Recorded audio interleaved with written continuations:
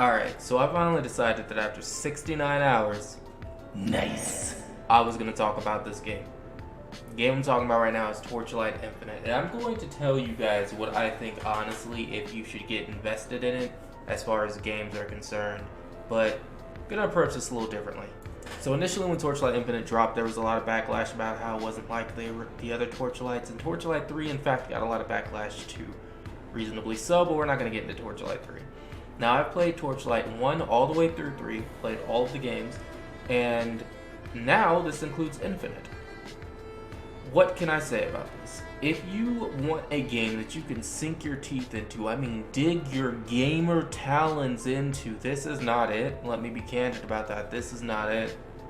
Now you might be like, well, Monolith, how can you say that after playing 69 nice hours of the game that you just don't think you can sink your teeth into it? Well, let me be candid about this. I'm not going to give you any information about something that I don't know enough of myself. So I went through the season, got to the endgame, played out through the endgame, and decided this. I came to this notion myself, and these are my opinions as to why I do not think that this is a gritty, sink your teeth into game. But if you do want a game that's kind of like just mindless action and just fun to play, yeah, this will do it for you. Alright, so let me start off with this. If you like story-rich ARPGs like Wolcen or your Diablo games, things like that, this is not going to do it for you. In fact, the voice acting for it might kill it for you, in truth. Because while the voice actors are good, some of them don't seem fitting. And you will see exactly what I mean when you play through the game. However, if you want me to just flat out tell you, the Crow looks like someone who is just mature and has seen a lot of battle and is just hardened, and she sounds like a 14-year-old anime schoolgirl protagonist. So it doesn't fit. While the voice actress does a good job with that voice, it doesn't fit the character. That's really a small gripe though, but I want people to be aware because it is startling and jarring when you first experiencing it. However, the actual story isn't all that great. It's pretty shallow. You have a crow that goes along with you in the game and plays next to you, which kind of is another slap in the face of the game not having multiplayer. That is a thing. I'll touch on that in a second. And then you lose the crow, and then you become like obsessed with trying to get the crow back. Essentially, you lose your aide, you lose your assistant, you lose your friend that was following you along the way the whole time. It's a big, supposed to be emotional thing, but you don't really feel invested in it. Even though they try to slap you in the face with investment at the very beginning of the story, it just doesn't work. It's too quick, it's too fast, it's not good. Story aside, once you finish the story, you get into something called the Nether Realm. And no, it's not Mortal Kombat, unfortunately. What it actually is a list of maps that you have to go through, and you do have quest lines for them because it is in-game, but you go through them and you unlock certain things. Now, of course, this is where the grind portion comes in, where it is an RNG loot-based game. Now, even though this game is not multiplayer, let me state this, you still get RNG as if it is a multiplayer ARPG, meaning you get drops for other classes in this game from these bosses and from everything in the end game, including the seasonal bosses and the seasonal monsters and all that good stuff. You get loot for other classes that you were not playing. And I do not mean, let me stress this, I do not mean the secondary class that's just not your build for a specific character, because some characters have two classes that they could actually jump to, and you have to select those separately. I don't mean like that. I mean for a completely different playable character down the line. Now, you do have a shared stash, so that kind of takes away a little bit of the bitter sting, and they do have a market where you can sell these items. However, a market board like that doesn't really work that well in a non-multiplayer game, but let me finally actually touch on that, guys. So it is true that an ARPG can work as a non-multiplayer game. Heck, the first Torchlight is not multiplayer. However, this one is clearly set up to be that and is not that. And it just keeps reminding you of this. In the hub world that you go to, before you select your dungeon for your in-game content, or even when you're playing through the story after you unlock the first bit of the story and can get to the hub world, you see everybody else running around. You see them, you see their other avatars, and the game has shown you that it can have other people in the game with you, with the crow that runs alongside you in the beginning aspects of the game. It has that. In addition to that, after Torchlight 2 and 3 were both multiplayer, This just kind of seems like, well, we could have done it, but we didn't. And that to me is a bad look. But that is again a gripe. That's not an issue where it's like, hey, you know, don't play this game because of this. If you are looking for an ARPG that is a multiplayer game though, I do have to stress that that is not this. This game may look like it, and from the gameplay you might think it is, even though you're seeing somebody run around by themselves, you might think this would be great if we had 2 people or 3 people in it. You can't. Don't think about it, don't do it.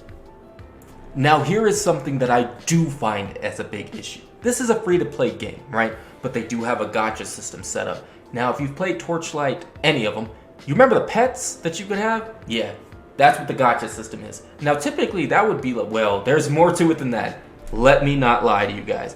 The gacha system also includes outfits and cosmetics, which is whatever, that's neither here nor there, right? Like, nobody cares if the gacha system includes cosmetics. Well, you might, but it's not as big of a deal as what I'm about to tell you. So the pets that you get inside of this game are called pact scripts. So what they actually do is boost your stats based on certain aspects. Like some of them boost minion damage, some of them boost a specific elemental damage, some of them boost rarity and item drops, things like that. The issue with that is those directly affect your DPS, your damage per second, and your builds. There are specific pack scripts you're going to want to maximize your damage, to maximize your build. And when you get these pack scripts, because the pet doesn't just automatically apply that to you. No, the pact has an entire skill ring that you have to go in and set based on whichever pack script or pet you have selected for that specific spot.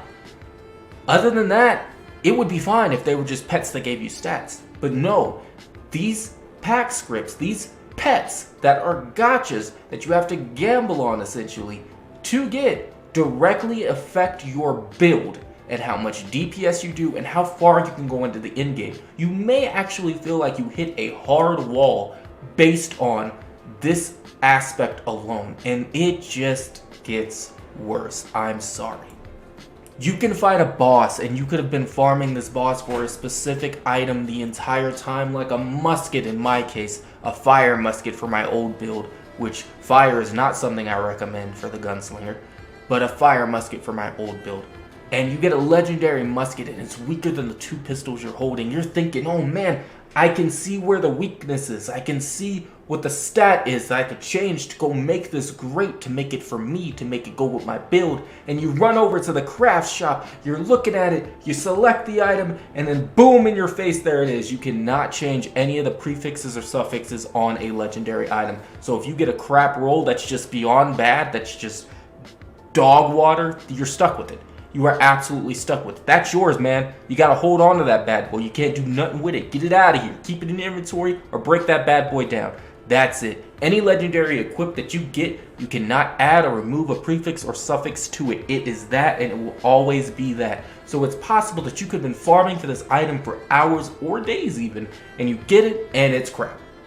And it's not even as easy as it sounds, right? It's not like, oh, I was farming in WoW, or I was farming in Diablo for this item, and just had one thing, and oh, I had to go change it, or what. You can't do that. In other games, you can change the stats on items when you get them. You can re-roll stats. This game even allows you to re-roll stats, but not on legendary gear. And it's such a hard stop. It's insane.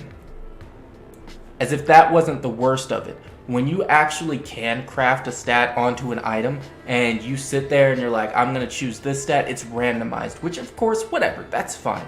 But if you go over to it and it shows you the randomization that it's going to do, and then you decide, I don't want to do that, and you hit confirm on keeping the old stats, it still uses the resources that you would use to actually get the randomized stat. So you're up the creek without a paddle.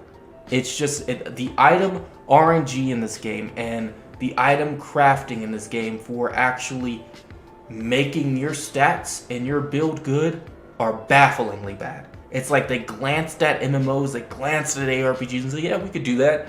Hey, let me copy your homework real quick, and you got the homework copied off of Wish or something like that. It's just, it's not a good look. Now that that's out of the way, that's me explaining why it's not something to really sink your teeth into and play it like a real game, like you're going to want to really invest in this. You want to climb the top of the ladder, be the top of the tippity bippity boppity wop. If you're wanting to do that, you're going to have to invest money in it. And I don't know if you want to do that, family, but if you do, hey, more power to you, go ahead and well. But let me tell you about the good things about it. The way their skill system set up is fantastic. You have a skill wheel, you set in your skills level up as you play. I love that. I love games that do that, where if your skills have level, they level up based on you having them equipped and actually using them. That is fantastic to me. You have things like will activate on crit. It's a passive. So what this game does is has a mana bar, right? Like all your games have mana bars unless they have a specialized, resource. But you can reserve mana inside of that bar. Like if you look at my guy down there slapping the electricity, there's a big gray portion in that octagon, because that's all of the spells that are going to activate when I crit and all the passives I have set up on my skill tree. That's all that is. So I don't have to worry about using that amount of mana every time I want to activate any of that stuff. So it gives me that small slither of mana, but I can bump that up with how I do my talent section, which is another skill tree line, or I can bump it up with my gear, my equipment. Anything like that. I can try to regulate that with how much mana I gain back, if I gain mana back on hit, so on and so forth. Things of that nature. I think that's wonderful. I think that's a really good aspect. That's resource management that makes you think, makes you use your thinker. A little tick-tock, a deep-dock, It makes you do all that. And I enjoy that in games like that. Or like this, as it were, with ARPGs, where I'm having to manage my resource, like resource management, or if I want to do this skill, do I have enough of this, it makes you think on your feet. Now this game does have some wonky stuff to it. Like you can shoot through the ground and hit people. They can also do that where you will die not realizing what killed you because it just clipped through the ground. And there's always so much going on screen when you're doing the event stuff, like the black cells where the anchors come down and the pirates drop down. There's so much going on screen, you might lose what's happening and you could possibly die based on just that. You didn't see something underneath you, like underneath your character. And if you have cosmetics on, like I do here, you might not see that you actually were about to get hit by something and explodes and you die. It's very possible. However, the game does punish you on death. It's either a 5% decrease in experience and you go back to town or you go back to checkpoint. That's basically what it does. That really sums up my thoughts on this game, to be completely honest with you guys. I stand 10 toes down on what I said. I think it's a fun game to get into and just play to have fun. But if you're wanting to play a game where like, I'm going to be the top tier in this freaking game, I'm going to be great, no, don't pick up Torchlight Infinite. If you're wanting to play a game because you love Torchlight and you thought that the 1, 2, and maybe even 3 were really good and you want more of that, no, don't pick up Torchlight Infinite. But other than that, I think it's a game that I would recommend to friends to just play on their downtime. Don't do what I did and put 69 nice hours in there and just you have nothing to show for it, essentially. I enjoyed the time that I played, and for a free game, I guess that's all you can actually get from it. However, there are too many things inside of this game that, with all joking aside, I can honestly say are a hindrance more than they are a boon in any sort of way, in any fashion of the word. The game has a lot of good ideas and too many faults for me to actually push it forward and say, yes, this is a game I recommend, everybody should play it. But I hope this has been informative for you guys. I will be touching more on games like this and other games that I do play in the very near future. I'm still doing Final Fantasy content, but I'll see you guys on the next one. Have a great day, morning, noon, or night, whatever it is, wherever you are. And of course, as always, be blessed.